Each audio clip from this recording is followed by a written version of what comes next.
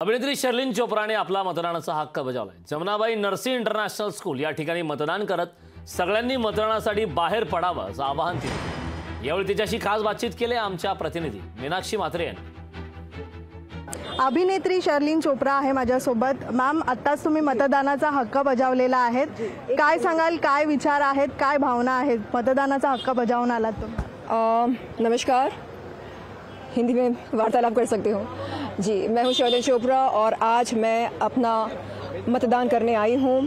आप देख सकते हैं कि आज लोकतंत्र का सबसे बड़ा उत्सव है और ऐसे में हमें इस उत्सव में भाग लेना चाहिए।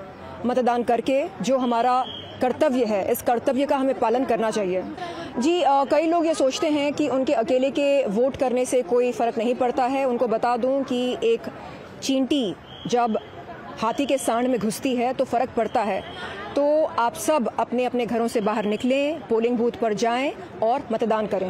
प्रगति को, विकास को और नारी शक्ति को अपना वोट दिया।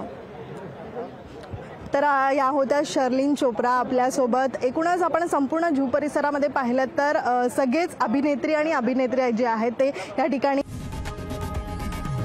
लोकशाही मराठी ऐका, पहा, जागरूक रहा।